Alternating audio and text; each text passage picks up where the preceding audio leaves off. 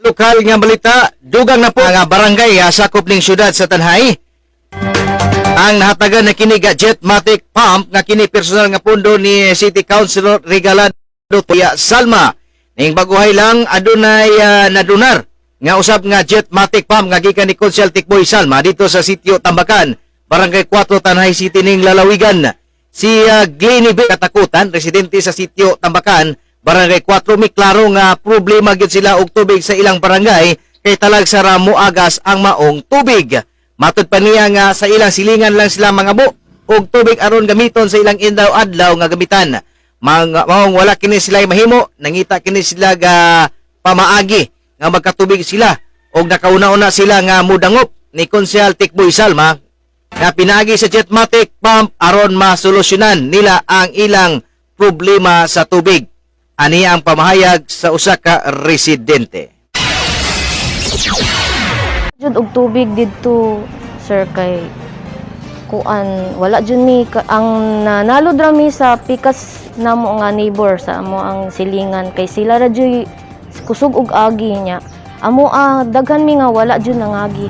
So gauna-una naman jud ni nga mangayo naman jud mi ni Sir Tikboy og Jetmatic nga puso kay para naman po nga makatabang namo dito tanan nga makapakuan sa para naarami makuan sa amo ang CR mabubo and para po kung makuanan jud para sa mga tanom. Kini ang Atraka Balita 943. Dugang usab ni Genevieve nga dako siya pasalamat ni Konsyal Tikboy Salma kay bisan sa kadaghang giatagan ni Konsyal Salma og Jetmatic Pump ilang hangyo natuman. Sir Tikboy Salma, thank you kaayo sa imong gihatag nga Jetmatic nga puso kay salamat jud ko kay didto wala jud mi tubig for 2 weeks na nya gaulat ra jud ko nga kanus-on na niya. Thank you jud kay nga naabot na ang panahon nga natagan jud mi nimo. Kini ang Atraka Balita 943. Samtang dakong importante ang serbisyo sa tubig sa kabaranggayan. Gani ning panahon karon nga labaw ang kaulaw o ting-init ang nasidatian karon. Bisan sa asa nga barangay sa syudad sa Tanhay, adunay gyud mga problema sa serbisyo sa tubig. Gani uban nga gasalig lang sa puso o bomba nga bahalag ladang. Apan dako kini ikatabang sa panglaba, hugas o kaligo gawa sa mainom kay mopalit naman sila og purified or mineral water. Gibutyag ni City Councilor Regalado Tikboy Salma nga problema gyud og tubig ang syudad. Di ata sa Barangay 4 dikit Tambakan.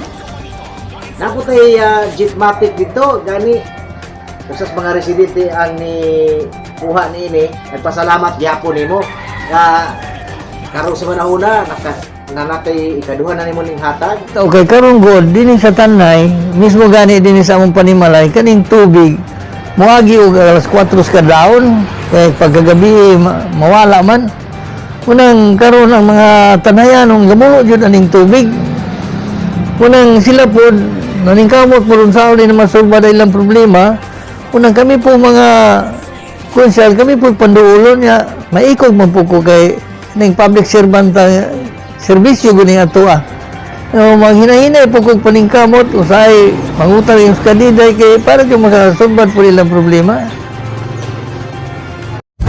Kini ang Atraka Balita 943. Si Tanhay City Councilor Regalado Tikboy Salma eksklusibong nahinabi sa Atraka Balita News Team. Ang matag katawhan adunay katungod mahibalo sa nagkadaiyang isyu man nasyonal o lokal. Balita nga importanteng masayran ni Juan de la Cruz. Prinsipyo, katungod og baruganang tintugan. Kini ang Atraka Balita 943. Atraka Balita 943. Programa ngang tungong og tuyo mao ang pagpahibalo sa katawhan. Atraka Balita 943.